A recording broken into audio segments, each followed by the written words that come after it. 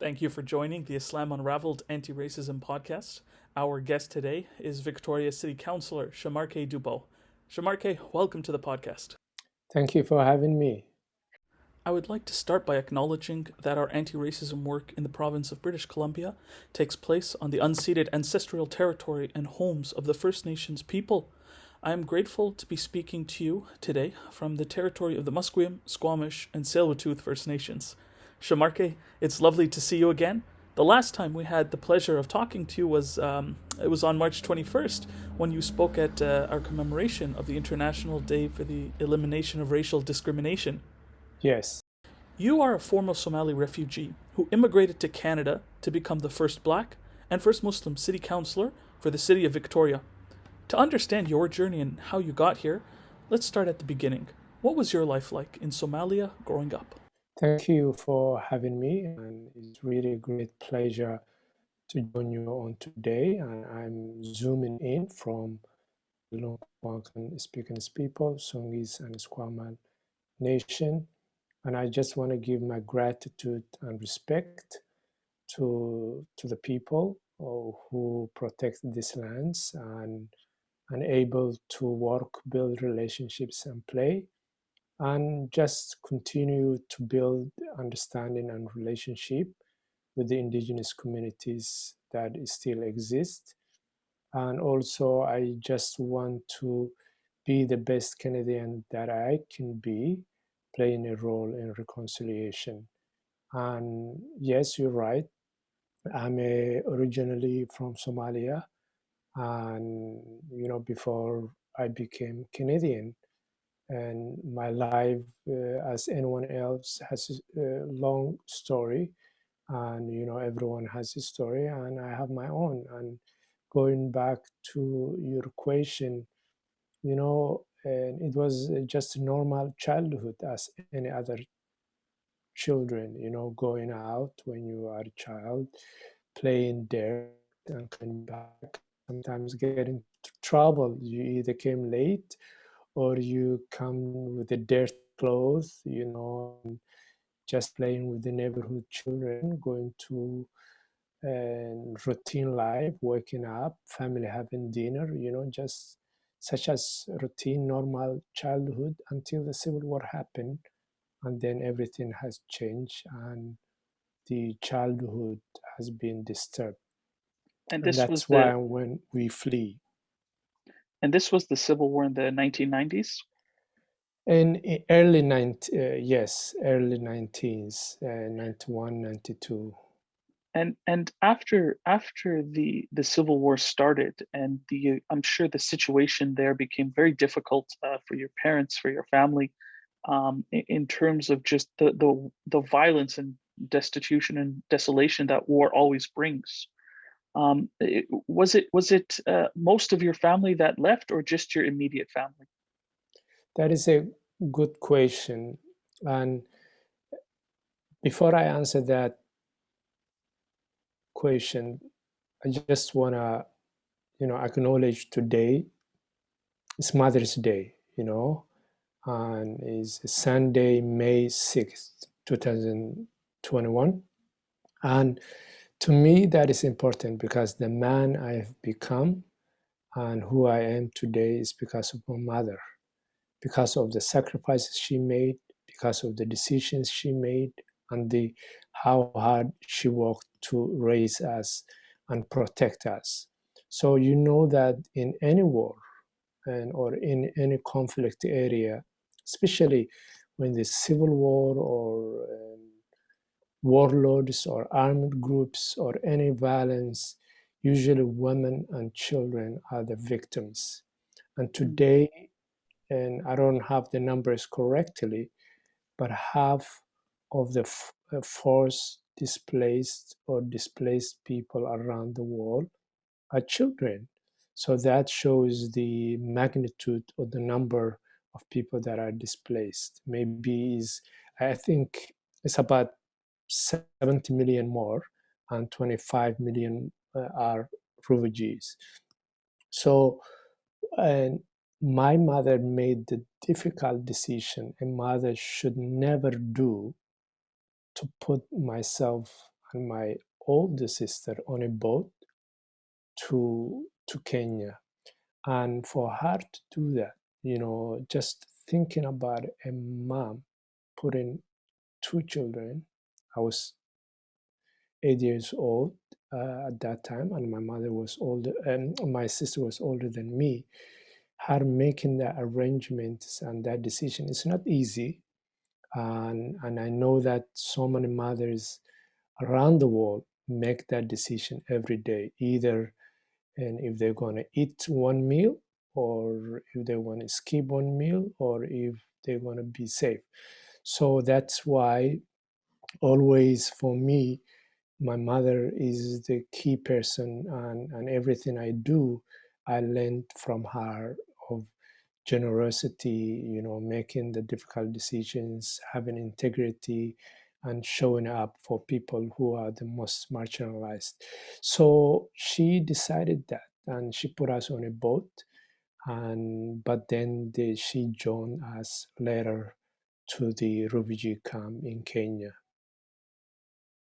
And the experience that you went through, like I can't even imagine what it must have been like, from either side, either as a child crossing, over territories with just your sister, leaving your mom behind, or your mom, just putting your kids almost like Moses's mother, putting her babies on the boat and just trusting in God that they'll be all right, because it's a very, it's an impossible situation. So like to do that, it takes a lot of courage. So I would like to also thank your mom for taking the courage that brought you here today and gave you the ability to touch other people's lives in a positive way.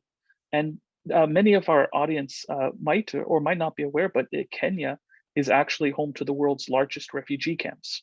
And so you were part of that journey. You joined that. And how long did you spend in Kenya with your sister?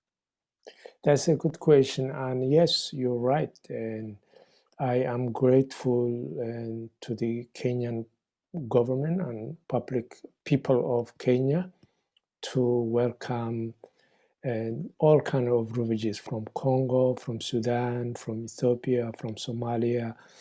And in the early 19th, there was influx of refugees, and I was part of those boat people. And that's the language is often used. Even now when we see the people who trying to get to Europe or trying to get to Yemen and other countries through boats. I've lived in a refugee camp called Utanga. It doesn't exist now. And the reason is that because it was in Mombasa, and the coast city, beautiful city, but the refugee camp was isolated, and it was on a farmland where there was a prison, and on the other side of the water, I remember there was a resort. In the night, because we didn't have light and things like that, we used lamp and those kind of things, and the moon to keep us the light. But certain area of the refugee camp has a light, but that's street lights, the core market. But when you go to the zone A, zone B, zone Z, usually the lights are lamps, and Mm. that's where family use. But the strange thing is on the other side of the water, and it's a resort. So at night we could see the music and the lights coming from.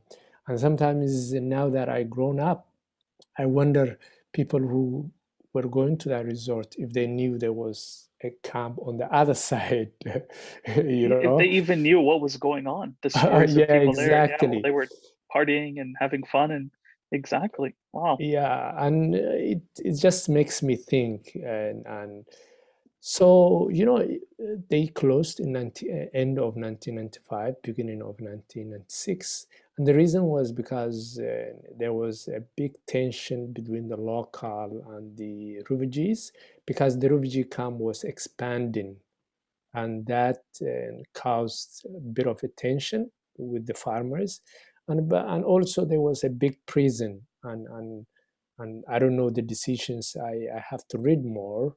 That now that you ask it, and maybe they didn't want the prisons to escape into the refugee camp, because it Mm, was getting closer to this penitentiary prison. So yeah, the refugee camp is a refugee camp. You can't leave until you ask permission, and as children we run around, play, and go to traditional Quranic classes. There wasn't structural formal education a lot. It was building up with the UNICEF. And, just I remember as a child, I learned a lot of them stories of Musa. Like there's so much lessons to learn from that. And now that you mention, when you talk about struggle and facing the fear and things like that. So there is a lot of lessons that anyone could draw from the story of Musa, right? So it was interesting that you mentioned that. And life was normal, just children, because the parents are the ones that who make those decisions. But you line up for food ratio, you line up for the bathroom, you line up for water, those things that are so privileged right now, living in Victoria. Is sometimes when I think those old days, it feels unreal. it absolutely can. And well, one of the previous people we spoke to, she was saying that it was amazing not having anything to lean on when she was in a refugee camp in Jordan. Like there's no walls to lean on, there was no chair to lean on. For them, they were just intense. So we can't always understand the blessings that we have in our day lives until you realize how for millions of people. For instance, you were just saying the percentage of children. It's so 80 million forcibly displaced and refugees in the world today, 40% children. So tens of millions of children going through similar experiences, and to be able to have hope and to come out on the other side, and to have resilience after going through that, it's incredible. And for yourself, how long were you in the Kenyan camp? Like how long were you there? Yeah, I was there 5 years, Okay. and about 5 years. But it's interesting, you got the number 80 million correct, and for who Yeah, it people. was when it's interesting, Sharmarke, because when we first started refugee work, the number was 70 million, and I just updated myself and looked before this call, and Mhm. it's 80 million today. Correct. And the reason why I ask you exact number is that sometimes we speak of numbers, but each number, there is a story behind it. Each number, there's family behind it. Each number, there's a joy, wedding, death, new baby born, every story. So sometimes we speak people as numbers, but we forget them the stories and their lived experiences and the struggles. I think if we speak more of the stories, then people could relate to that.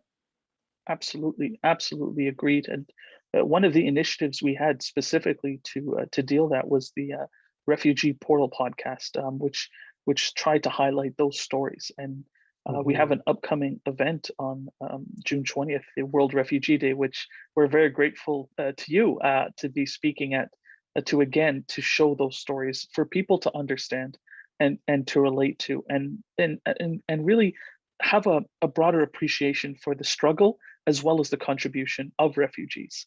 Mm. So thank you for mentioning that. It is very important to always remember. And back to your story. So you were maybe about 13 years old when you left Kenya, and where did you guys go now? Yes. Before I answer that, I just want to go back to something you said about the Yeah. World Refugee Day, and Yes. thank you for organizing an event to highlight the contribution and the plight of refugees, the 80 million people around the world, just to stop for a moment and to reflect and remember, but also to celebrate those who were former refugees or current refugees, how much they added to the culture and the economy of our communities. So when I was new to Victoria and when I moved 2012, and October, that's when I moved to City of Victoria. 2013, when the Refugee Wall Day was coming in June, I asked around if there is coordinated events that being organized, but I couldn't find anything. So that's why when I established and brought the community together, World Refugee Day Victoria, which is now steering committee that organizes events around the city and every year. I'm not part of it now because it runs by itself right now.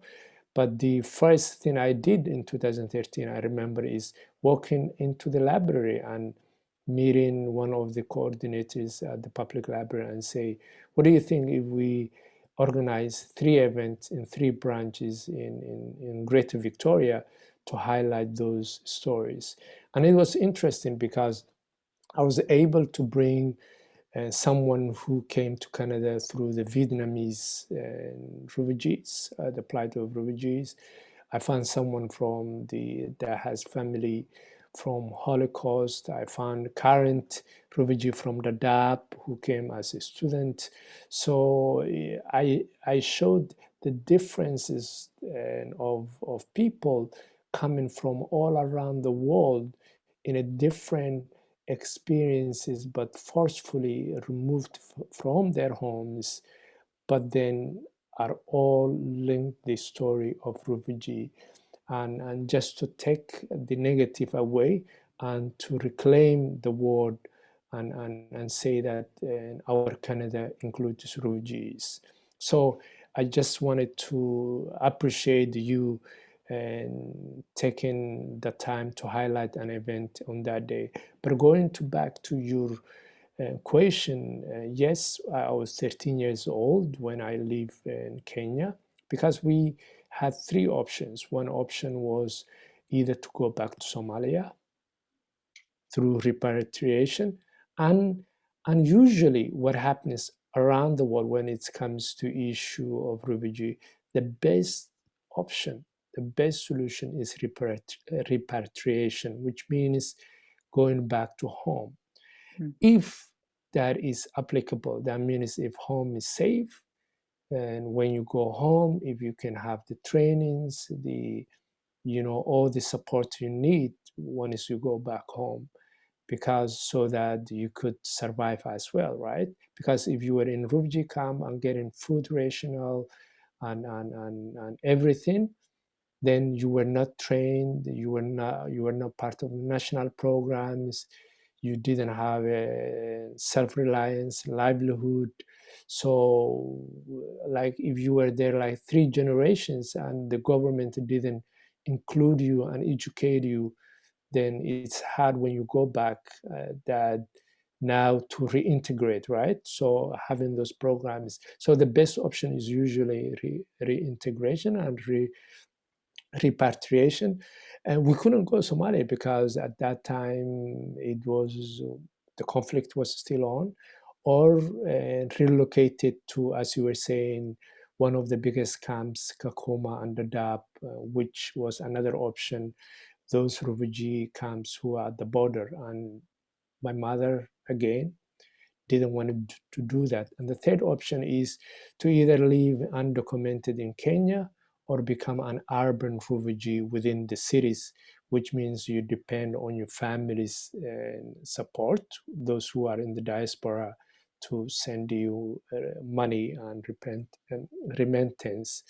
So we made the other choice to join my brother in Ethiopia. So we took on the road to be smuggled through the border of Kenya to border Ethiopia, and that's how I end up in Ethiopia, where I begin my formal education almost finished high school, then moved to Egypt 2001 before 9/11, and continued my high school and finished university in Egypt and finished my formal education because I caught up education late and I didn't want to grade 1, 2, 3, 4, 5, 6, 7. It's grade 5 and kindergarten. So I caught up my education late, but I'm grateful and proud that I finished high school and got my undergrad degree. And you graduated from Egypt, exactly? Correct, but you'd be surprised that Cape Breton University in Sydney, Nova Scotia. So my degree is a Canadian degree, and I didn't know that I will end up in Canada, by the way, at that time. But I remember the ministry.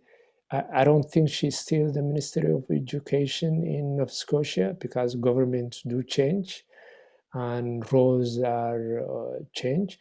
But she came to Cairo, Egypt, and the Canadian ambassador. And my graduation night, I remember it was 2008, and when I got my degree, the best network management project at school with my colleagues. We were 6, and we got the best project and information technology. And Wow. 6 of us, yeah, 6 of us. One passed away. May God bless his soul by accident car. One of my friends now is in Seattle doing IT work, and who is from Djibouti, and the rest are Egyptian, and they are back home in their country in Egypt doing great work with IT. But I couldn't get a job because I wasn't eligible. And when you're a refugee, you're not allowed to work in Egypt because they put reservation, one of the articles in the Refugee Convention, because governments could either allow to work or not. So that's why some countries don't allow refugees to work or be part of the national programs such as education and health. So my education, I had to pay for it.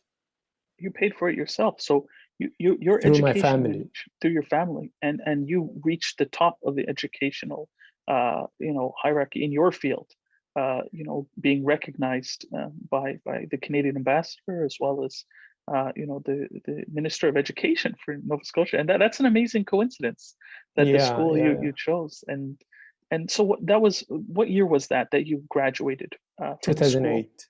2008, right? So that also coincides with the start of the global financial crisis and all the challenges that came from that. And so it must have been now at the top of your head.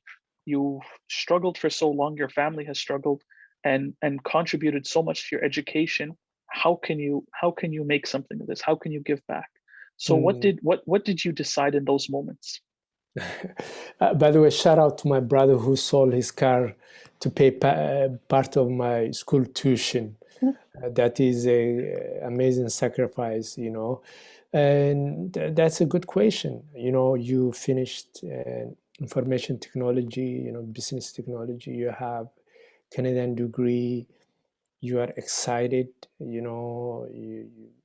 You feel like, and I did internship with EgyptNet and the cable network, DSL, how internet gets into your house at that time. And yeah, exciting. And I remember looking jobs, but then I hit the barrier, which was I was a refugee in Egypt.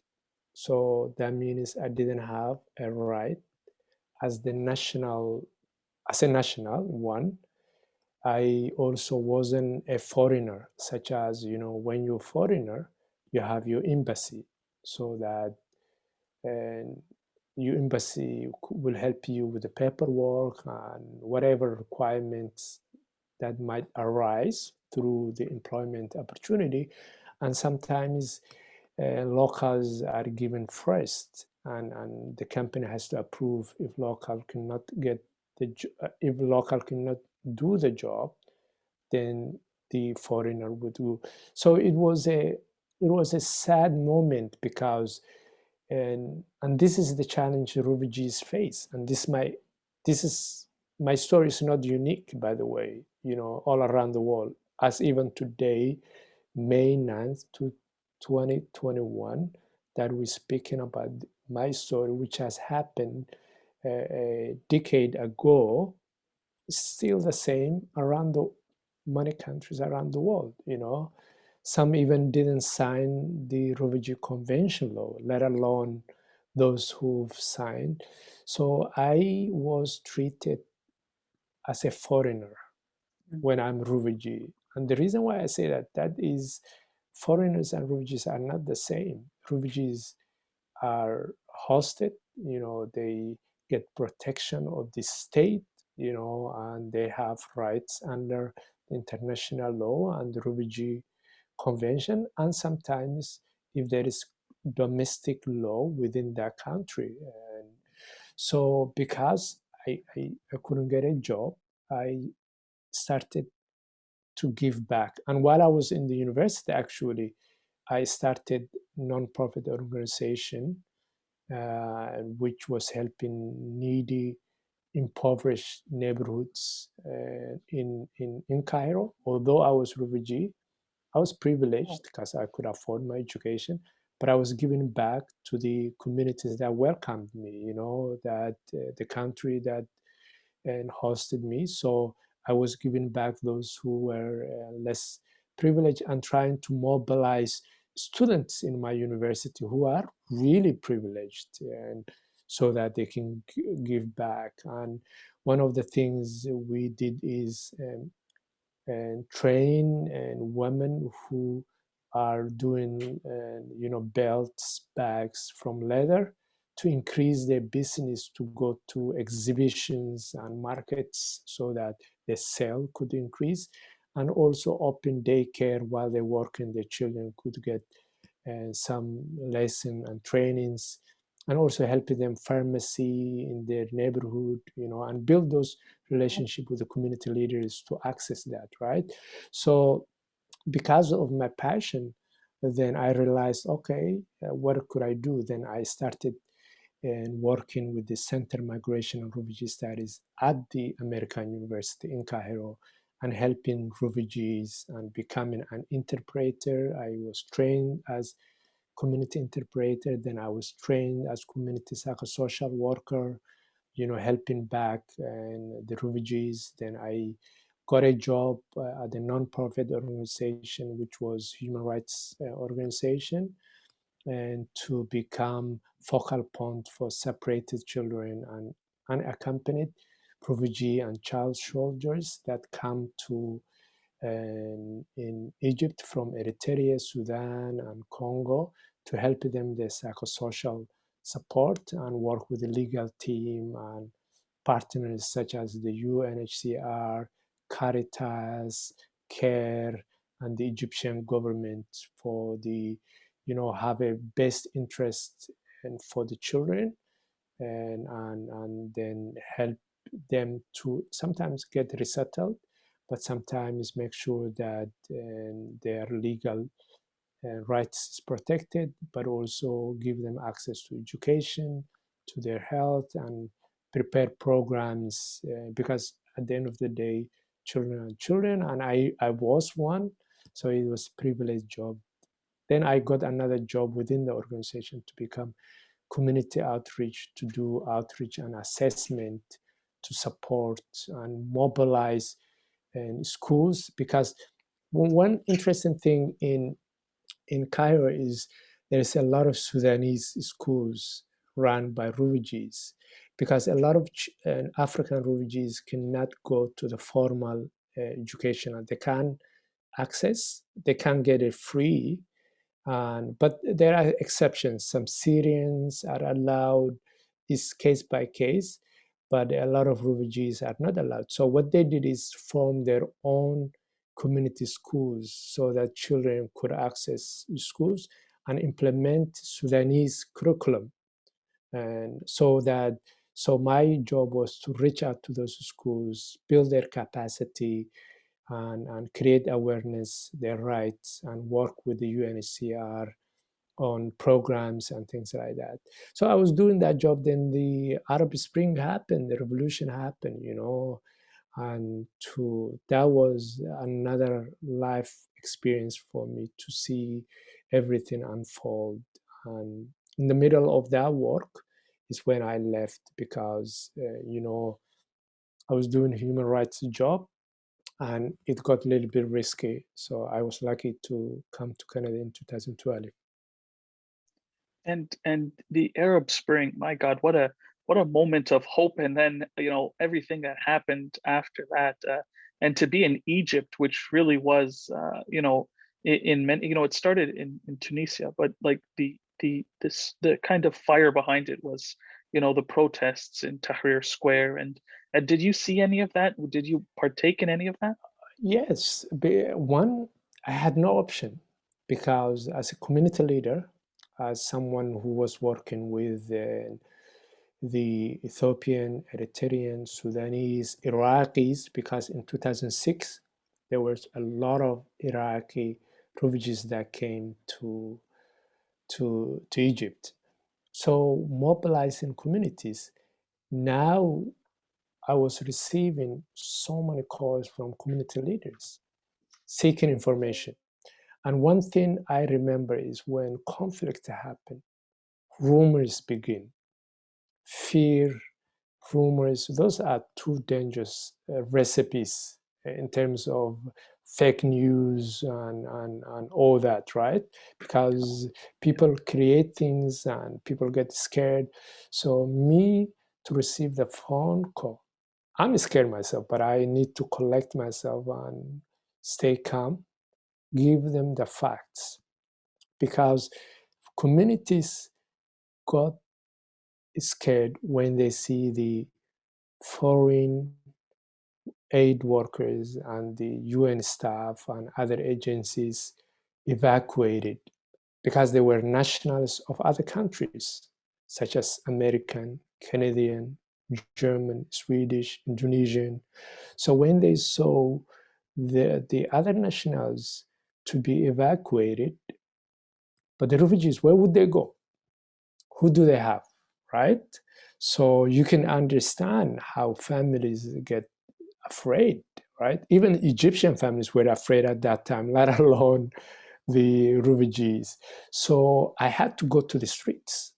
You know, I had to, and not only me, we were a team to check on vulnerable families, to work with the UNHCR when there is a distribution of money, to make sure we reach out to those families who are isolated, to the old elders, you know, and give them the correct information so that they have some type of hope, because you cannot take the hope away from them, because once you do that, then people have no reason to survive and to go on.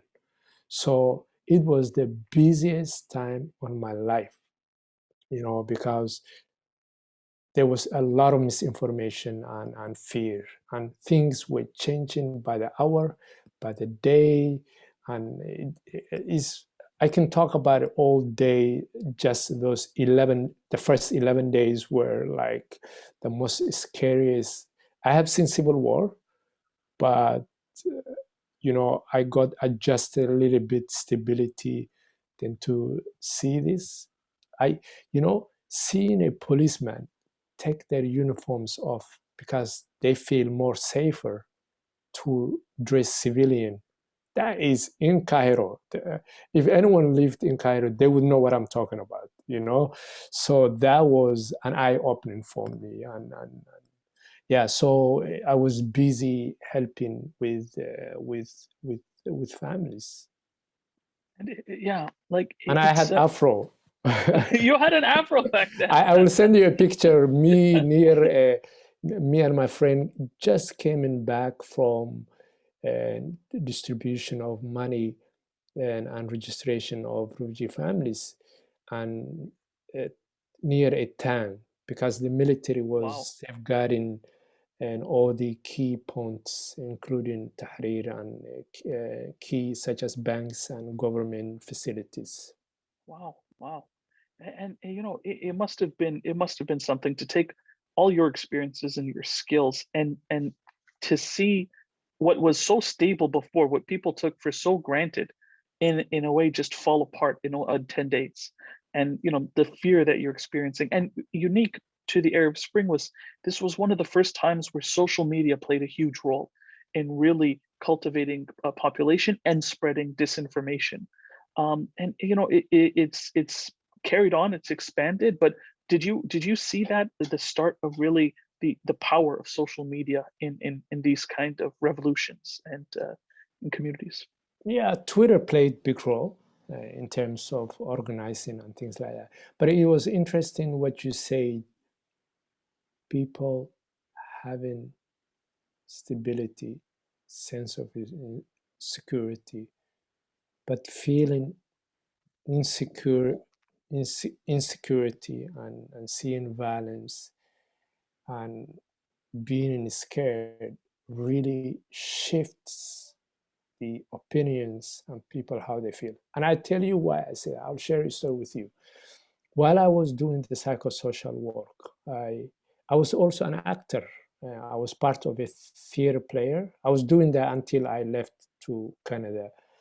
And the theater was, what we did is that we brought 5 Egyptian actors and 5 refugee leaders from Ethiopia, Iraq, Kenya, and Eritrea, Somalia, Sudanese, and to come with script of a play for a 5 minutes play, community play, that will touch why do refugees come to Egypt? And when they're in Egypt, what do they face and what do they add to their life? And what did they run away? But also, how do the everyday, ordinary Egyptian, the normal, the working class, the poor working class, how do they relate with the refugees and trying to survive, raise family, and live and to be safe? So the play is that, and I will send you a link. CNN Inside Africa made a coverage of that play. It was one of the things I'm proud of, and the most fun and a lot of emotions, because when you go on stage and you perform with songs and the play, some audience cry, some audience get angry, some audience laugh. So it brings all these emotions. And what we used to do is, and this was before revolution, and I'll tell you why I'm telling you this story of what you just reminded me. So we go to these impoverished neighborhoods, even Cairo University, German University, and we go Alexandria, other cities to actually perform and just to increase relationship and empathy and build bridges, right? So there is a part of the play where I come in and I say Hurriya, because I was a university professor who was teaching in my country. I spoke against the government because I spoke inequality, injustice, and I stood up for the people. I stood up for the public in my home country. Then the government and other actors come after me, and my life gets in danger. Then I leave, and that's how the play is. So part of the play, I shout and give a speech to some of the audience in my country and say, Hurriya, Hurriya, freedom. That's Arabic word, freedom, freedom. A lot of people, while we were doing that play, didn't connect that much. But after the revolution, they really like clicked 100%, because now they saw insecurity. Now they saw what the play was trying to say, someone standing up for justice, feeling insecure. It was quite interesting to see the change of the audience, and to me that was just mind blowing to see how people, just how life experience could change you. And that's why stories are important, right? Yeah, absolutely, Sharmarke, absolutely. And I'll make sure to include a link to that play. Please send it to me. I'll include it with the podcast everywhere we send it. You know, the truth that art can tell. It's so overlooked a lot of times, but in essence, it what can really turn a heart. It's these stories told in a way that people can relate to. They can relate to. And you know, just to take the conversation from where we're at, I'm sure we could talk about Egypt for hours and hours. Side fact, my family is from Egypt. My dad was born there, and you know, I visited a couple times before the revolution, and would love to go back, and just to see, maybe even see your play live in person if it's still running. And you know, this would be something that I would love to do. But for you, Shamarke, after the revolution, things became unsafe for you in Egypt. And maybe just tell us what that was like, and then how you came to Canada. I was lucky enough because someone in Winnipeg thought of me, and I reached out, and they sponsored me, and that's how I came. For instance, if I could have been arrested in Egypt, maybe my life would have been different. You know, I don't know what would have happened to me, right? So I am grateful that I made home to Canada, and now that I'm Canadian citizen, that means I can leave and come back to Canada anytime. When you're refugee, when you leave the country, you, you lose your refugee status. If I would have left Egypt to another country such as Sudan, then I would have lost the protection I had in Egypt under the Egyptian government and the UNHCR. And I didn't have more rights. I didn't have the right as a national, and I didn't have the right as a foreigner, which you have your own embassy that looks after your interest. But now, anywhere in the world I go, I have the Canadian consulate, you know, that would look after the interest of any other Canadian. So I was lucky. I ended up in Winnipeg, then did a road trip because I was stressed because I was doing a difficult job, you know, and a hard job. So I didn't want it to move right away something. I wanted to take a breath and open my eyes and really appreciate this landscape of called Canada and sink in bit by bit. So I thought when a friend of mine tells me I'm in Toronto or I'm in Saskatoon, hey, I was like, okay, I'm going to Winnipeg, I'll see you. I didn't know how massive this country was and how expensive it is to travel around. So little did I know, you know, in terms of how big this beautiful, blessed country is. So that's why I decided I'm going to discover the whole western of Canada, and took 6 months this road trip.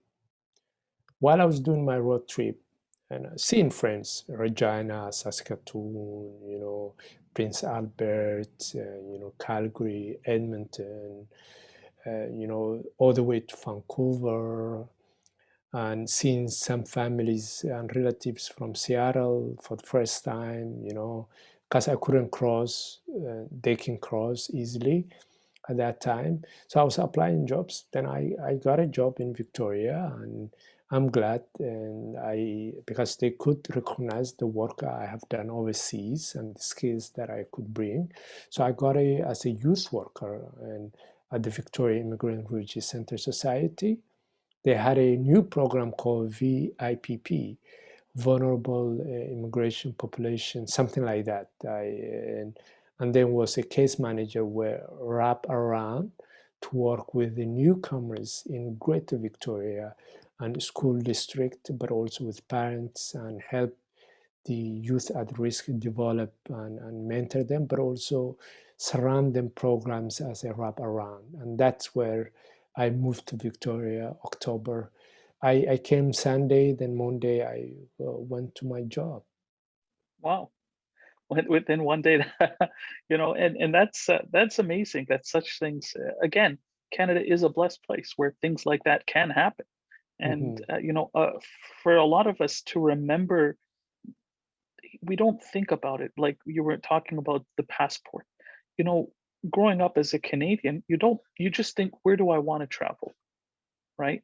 With the assumption that you can go anywhere, never thinking about how for millions and billions of people, that question, it's they maybe can never even leave their own country, let alone go and visit. For instance, now you can go back to Egypt, be welcomed with open arms. You can go back to Kenya, you can go back anywhere, and the experience would be totally different.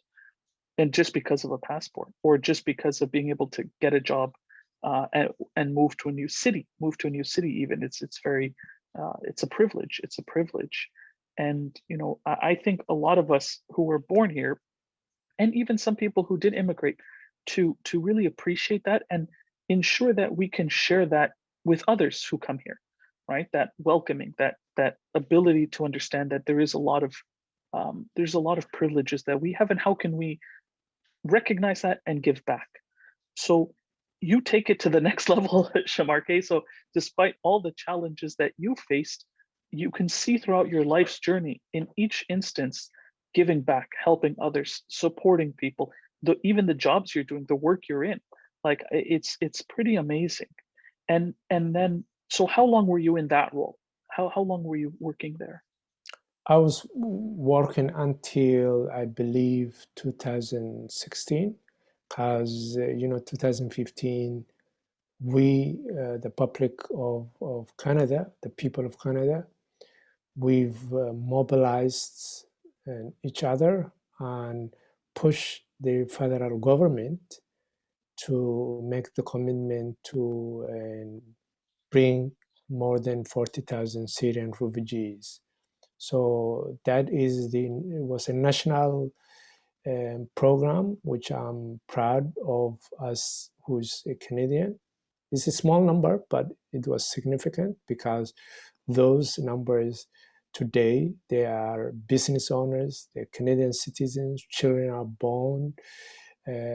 Some of them are graduating high schools now, some of them are becoming doctors.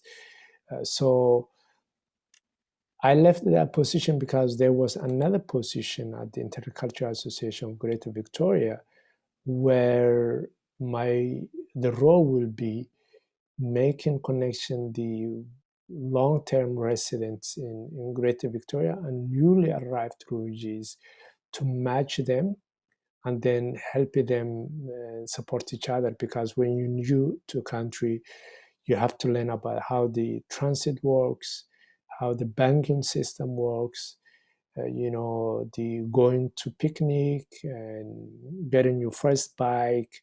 So I just was, I couldn't believe that I was paid literally to bring families together and then and train volunteers, of course, about culture sensitivity and other things before they get on board and do all that.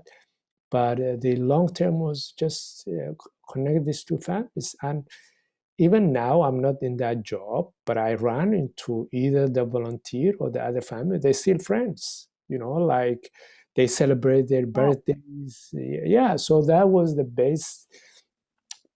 They, it used to be called host program long time ago, and through the IRCC, the Immigration Refugee Canada Citizenship, is who funded the program, but I was the facilitator at the Intercultural of Greater Victoria. And yeah, just working with the newly arrived refugees at hotels.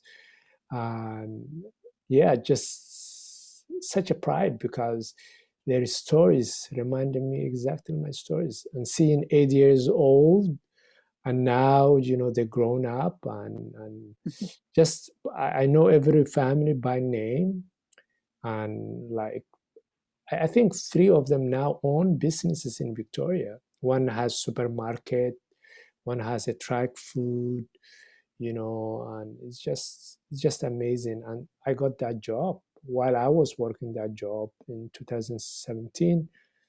I became citizen. Then I was Actually, I was speaking a month before I became citizen at the city hall about World Refugee Day. Yeah, and highlighting the importance of that. Then the mayor asked me if I ever consider running for an office. Then she implemented that seed. I took it from that seed, and today I'm in local government and giving back to the community who uplifted me and embraced me as one of them. So that was the impetus. The mayor actually said, Sharmarke, I see in you something, run for local office. Yeah, she said, you sounded like a politician, but you were authentic. You spoke integrity. I've seen you around. You spoke eloquently, and it will be nice to have such a voice in governments because you're so authentic. And it made me curious, why would this amazing human being, what made her say that? Then I invited her a tea, then asked her, what made you say that? And just to listen what she saw in me, and took it from there and entertained and inquired the idea. And the rest is history. And this was to be a city councillor. So you ran for city council of Victoria. Yes. And at her comment, I wasn't sure, and I don't remember it was particularly to run for council, but she thought politics will benefit a person like me at that time. And I'm glad that I sat with her tea and asked her role and what does council does. To be honest, I didn't know much about council, but I knew more about government, and politics always impacted me since I was 8. And also, and I was part of a national advocacy when it comes to migration and settlement, because I was on the board for the Canadian Council for Refugees. And I used to organize about tenants and renters' rights in my community. So for your constituency, you must have said something that they decided this is the person to represent us. So what is your kind of vision and mission that in being in government, what do you hope to achieve for people? Yeah, government, local government is the most important thing. Is if your garbage is not picked up, it's visible. If your traffic lights is not working, it's visible. If your tap water is not working, it's visible. So local government is the closest government to the people. And that is really what I love. And that is one thing I really, really love every day, my job, that I could represent people that I see and issues that I care. And COVID-19 really showed us the inequities that exists in our community and that has existed in our community. And when COVID-19 hit our communities, and as we continue to really deal with the COVID and the challenges and the impact it has on our community, people look up to their governments, to come up with a response that really protects the safety of all, but also thinks how to create inclusive recovery now that we are talking about the recovery and how we would come back strong, but we need to think how we can come back strong and better. Just recovery and better in terms like that, because business as usual never worked for anyone. So we need economic solutions and response that really talks about the ordinary people and working class people and poor working class people, and protects renters, but also homeowners who haven't a wealthy from evictions, and ensure that every resident could have a trust in their local government and be able to feel they have sense of belonging in the government. Now, Shamarke, one thing that stops people from being able to fully participate in both the political process as well as in society at large is really this elephant in the room of racism.